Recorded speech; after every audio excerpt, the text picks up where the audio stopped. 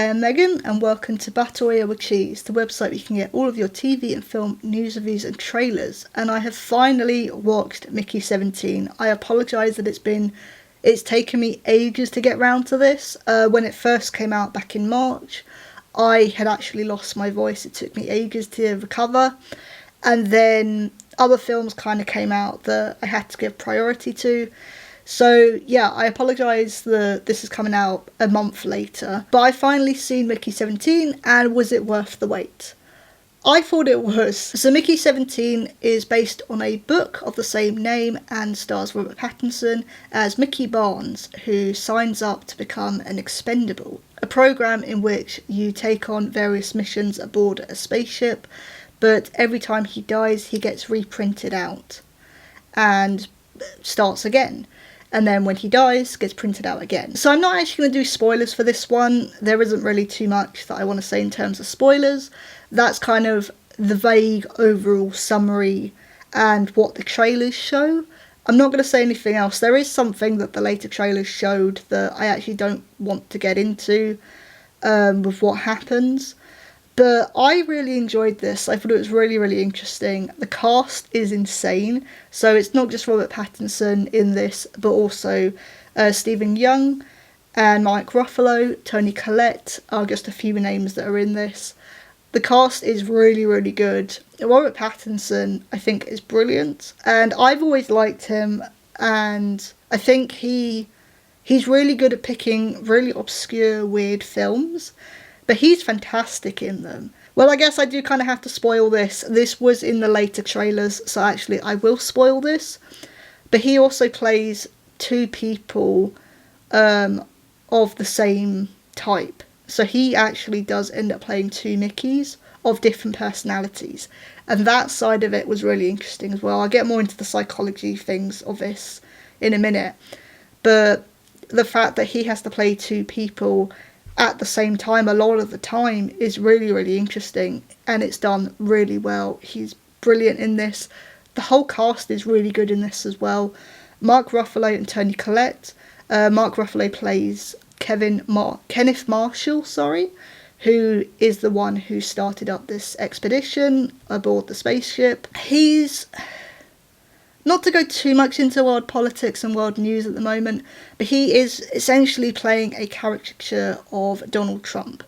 And this film kind of came out at a time where, you know, at the moment we've got the trade war and the tariffs going on at the moment. This film, I guess, accidentally does a very interesting social commentary on that and what's going on in the news at the moment. This came out at a really interesting time where it has accidentally sort of done a social commentary on that. Mickey is sort of, because he dies over and over again, he is immediately dehumanised and seen as a tool, as a gimmick for their missions and to carry out their missions.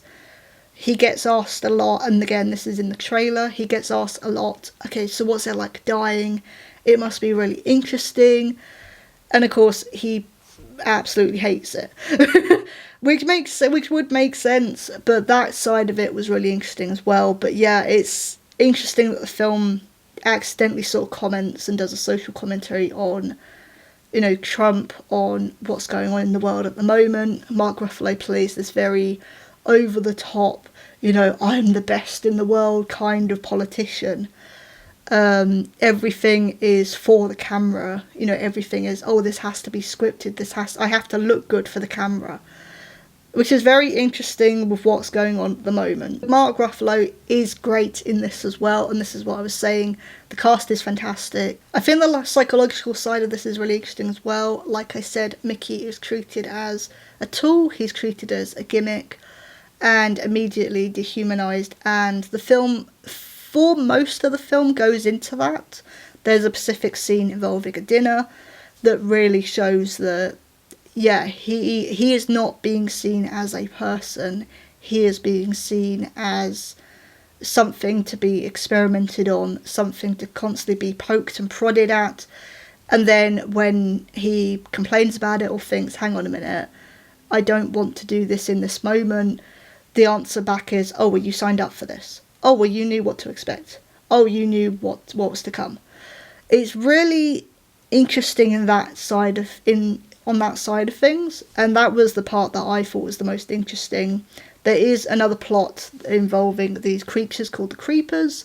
So the reason that the spaceship is there is to colonize this new planet, and essentially humans are going to live on that planet. And the creatures on this particular planet were really cool designs, actually. They looked like these sort of woodlouse worm things. It was really, really cool. It's a really cool design. I'm not going to go too much into that plot, but I think it all brought things together really, really well. The pacing was really good, and I think it blended the humour and the seriousness of the subject matter really, really well. I think the one problem I do have with this film, and I apologise, it's probably going to be really short. I don't really have anything bad to say about it. It flowed really well. The music is fantastic. The directing and the writing I thought was really good. But also this is being adapted from a book. So I'm interested in reading that, actually, to see what that's like and see if anything was changed. And I think the psychological side was really interesting as well. And the moral side of things, as well. So warning, I will spoil this. I'm not going to put up a spoiler warning or anything, because it is just one thing that I had a problem with. And it is just one thing I had a problem with. It's a plot hole. So spoilers for Mickey 17. So, the plot hole is that this, and it is unfortunate that this is in the trailers, Mickey ends up becoming something called a multiple, which is where two Mickeys are there at the same time. I've already mentioned this, and I thought to mention it because, again, this was pretty much shown in the trailers straight away. I feel like it shouldn't have done. I feel like that should have been kept hidden, because that was an interesting turning point. But it does opt and open up to the bigger picture of the film, of what the film's trying to do. So at the same time, that does make sense. But the plot hole is that, so both Mickeys wake up in the same room together, and Mickey 18 doesn't remember dying. Now, in the film, it's established that every time he's reprinted, his memories are re-downloaded into Mickey's head, into the new Mickey's head. So my problem is that, okay, if Mickey 17 didn't end up dying and went back to the spaceship, wouldn't Mickey 18 remember that? I feel like it's the only problem I have with the film, and maybe someone in the comments can explain this one away, if I've misunderstood this. But that was my only issue, is like, okay, if you sort of, because it doesn't seem to be that he remembers dying. He's aware that he's died and been reprinted. But then, if that's the case, would he not realise that, oh, I haven't died, so I'm expecting the 17 to come back? But then when they're both there, they seem surprised to see each other.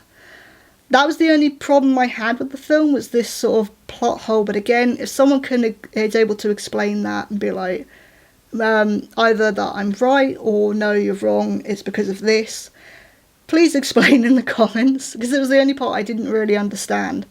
But aside from that, I really, really enjoyed Mickey 17. I'm glad I finally got around to watching it, because, yeah, I should have got around to this ages ago.